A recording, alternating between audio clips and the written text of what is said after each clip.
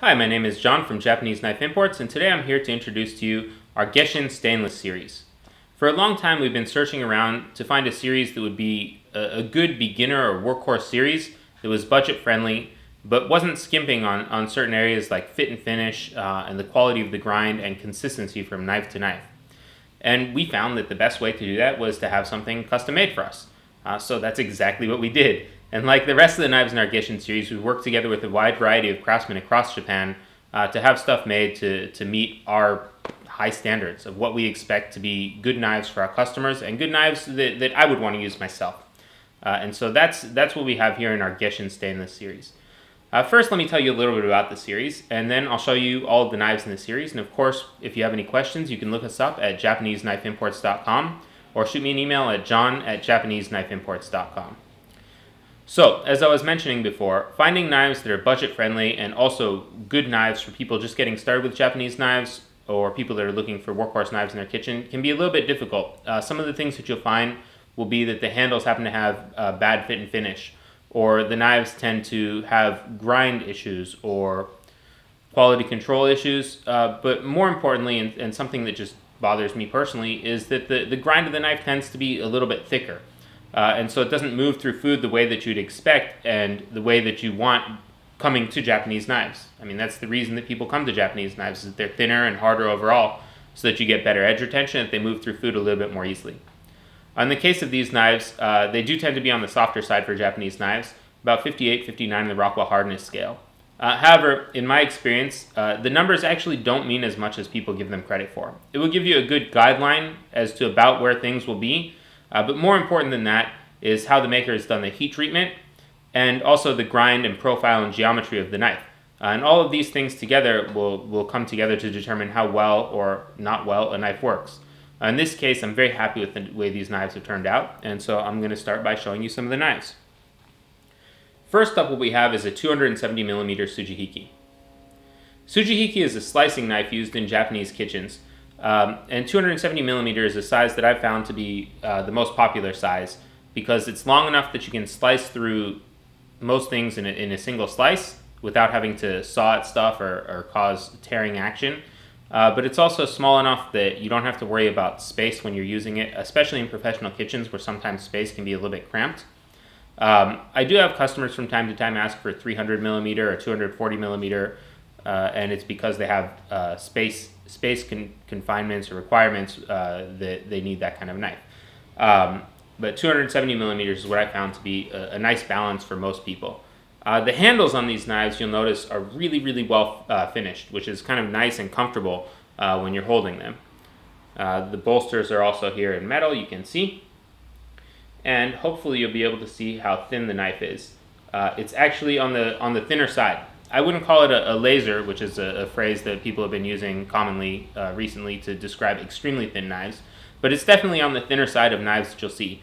And not only at the spine, but also behind the edge, which I'm sure won't show up as well in this video because of how far away the camera is. But when you look on our website later, we generally take choil shots, so you'll be able to see the grind of the knife in a little bit better detail. Tsujihiki, relative to a Western slicing knife, you'll notice will be a little bit flatter overall along the edge, will be a little bit pointier at the tip. The blade height can be about the same, except in the tip area it tends to be a little bit more narrow. And I've found that this works quite well for slicing fish, raw and cooked fish, meats, both raw and cooked, and also vegetables it can work quite well for as well. In fact, I know a number of chefs that use Tsujihiki as their primary knife. It's not always the best idea, but I understand sometimes it can be nice not having the blade height so that things don't stick as much when you're cutting. Next up, we have a 240 millimeter Gyuto. This is about 9.5 inches, so for people that are used to using a 10-inch chef's knife, this will feel pretty close to that. Usually people that use 10-inch chef's knives will go to 270 millimeter, but what I found is that 240 millimeter is a much more popular and easy to use size for both home cooks and professional cooks alike. This is a size that I like because it allows me to get through large items as well as small items with ease. So I don't have to worry about the size of the knife when I'm cutting through a whole head of cabbage or a butternut squash or kabocha squash. Again, you can see that it's nice and thin, has really nice distal taper, and is quite thin behind the edge as well. So for people just getting started with Japanese knives, when your sharpening ability isn't quite there yet and you're worried about how you're going to deal with thinning the knife behind the edge and all these other kinds of sharpening that you'll need to learn when you want to learn how to properly take care and use your knife, these are not things that you have to worry about right off the bat with this knife. Next up here, you'll see a 210 millimeter Gyuto. Same thing, a little bit smaller size. It turns out that a lot of people in home kitchens and a lot of people in professional kitchens with cramped spaces or smaller hands tend to prefer this size. A lot of line cooks also like this size because it's small enough where they can use it on the line without it getting in the way of their plating or the space that they have on their cutting board, which tends to be on the smaller side of space. Again, quite thin towards the tip, and thin behind the edge. Really, really nice handles. We also have two petties in this line. First is a 150 millimeter petty. And petty knives are Japanese utility knives and paring knives kind of put together into one knife. So you'll notice that it's a knife that can be used for in-hand peeling and other in-hand tasks, but it can also be used for trimming meat, cutting the crust off sandwiches, these kinds of things as well. A lot of people use these for sectioning fruit, for example.